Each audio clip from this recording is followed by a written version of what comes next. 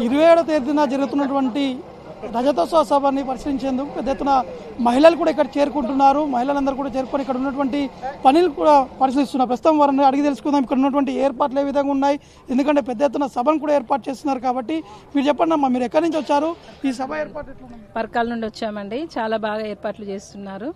ఈ మీటింగ్ అందరికీ కూడా అన్ని విధాలుగా మనం చేసిన అభివృద్ధి ఏందనేది చాలా స్పష్టంగా కేసీఆర్ గారు తెలియజేస్తారు.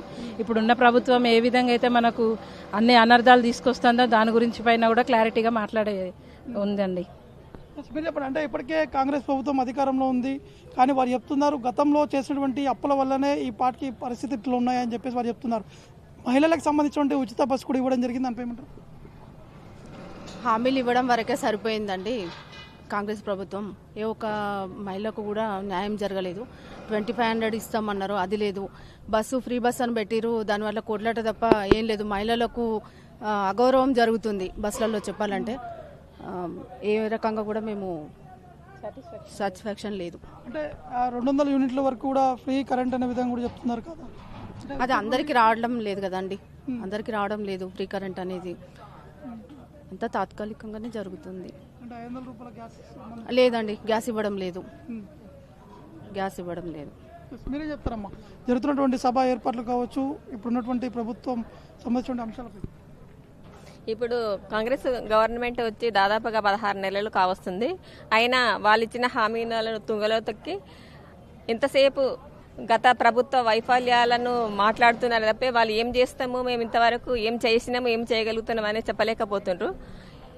వాళ్ళు ఇచ్చిన హామీలను నిలబెట్టాలని మేమందరం కోరుకుంటున్నాం. ఇప్పటి వరకు వారు రైతు బంధు కానీ రైతు బీమా కానీ అమలు చేస్తామన్నారు, ఎటువంటి హామీలు అమలు చేయలేకపోయిండ్రు. అదేవిధంగా మహిళలకు 2500 ఇస్తామన్నారు, అది కూడా వారి యొక్క హామీని నిలబెట్టారు. చాలా హామీలు ఉన్నాయి, దాదాపుగా ఒక 121 హామీలు ఉన్నాయి, వాటిని నిలబెట్టుకోలేకపోయినరు. కాబట్టి ఇంతకుముందు గత ప్రభుత్వం, నేను కేసీఆర్ గవర్నమెంట్లో ఉన్నప్పుడు సర్పంచ్గా పనిచేసినాను. అప్పుడు దాదాపుగా అనేక ఫలాలను మేము మా చేర్యాల గ్రామానికి అందించగలిగినాము. ప్రతి ఒక్కటి మనం ఇంతకుముందుకు ఆంధ్ర పాలనలో ఏ విధంగా ఉన్నాం, తెలంగాణ వచ్చినాక ఏ విధంగా మనకు హక్కులను సాధించుకొని నీళ్లు కావచ్చు, నిధులు కావచ్చు. ఇంతకుముందుకు కేసీఆర్ ప్రభుత్వం ఉన్నప్పుడు ఒక మహిళ బిందె పట్టుకొని ఎక్కడికి వెళ్ళకూడదనే ఒక నానుడితోటి ఆయన ప్రతి గ్రామానికి నీళ్లు, కాలువలు కావచ్చు, బోర్లు కావచ్చు, ప్రతి ఇంటికి నల్లా పెట్టడం జరిగింది.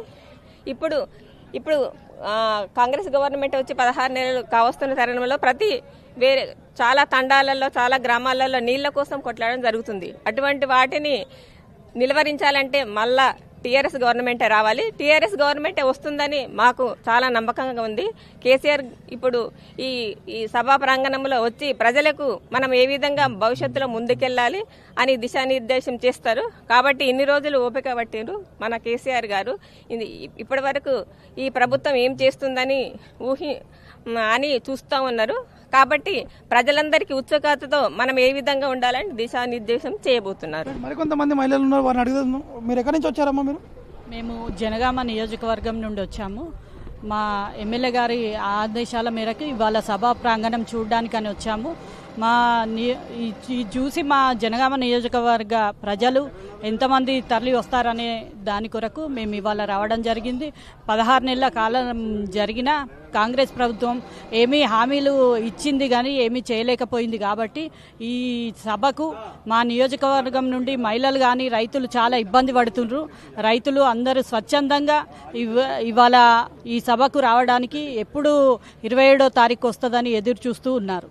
అంటే మీ నియోజకవర్గం నుంచి ఎంతమంది వచ్చేటువంటి అవకాశాలు ఉన్నాయి? మా నియోజకవర్గం నుండి చాలా వేలాదిగా తరలి వస్తారని మేము ఆశిస్తున్నాం. మేము పరకాల నియోజకవర్గం నుండి వచ్చినాం సార్. మా నియోజకవర్గం నుండి చాలా మంది వస్తారు, 2-3 వేల మంది అట్లా. టౌన్ వరకే 2,000 మంది వస్తారు. చాలా బాగుంది మన కేసీఆర్ గవర్నమెంట్ ఉన్నప్పుడు. ఇప్పుడు కూడా బాగా ఏర్పాట్లు చేసారు సార్. గల్లీకి పోయినా కూడా చాలా మంది ఏడుస్తున్నారు సార్. మాకు బుద్ధి వచ్చింది, మేము కేసీఆర్ను గెలిపించుకోపోవడం మాకు బుద్ధి వచ్చింది. ఈసారి కేసీఆర్ గెలుస్తారు, చాలా అభివృద్ధి పనులు చేసిండు అని చెప్పడం జరుగుతుంది సార్. మహిళలకు ఇస్తానన్న 6 గ్యారెంటీలు కూడా ఏవి చేయలేకపోతున్నారు సార్. 2,500 పింఛన్ అయితేంది, వృద్ధాప్య పింఛన్లు 4,000 అయితేంది, ఏవి కూడా కరెంటు బిల్లులు కూడా సరిగా ఎవరికి అందటం లేదు సార్. చాలా బాగా చేస్తున్న చాలా మంది బాధపడుతున్నారు సార్.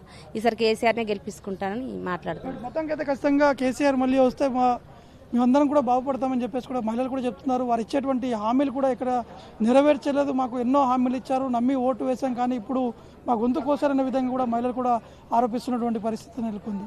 కేవలం సంపత్తో నవీన్ సభస్థలి నుండి.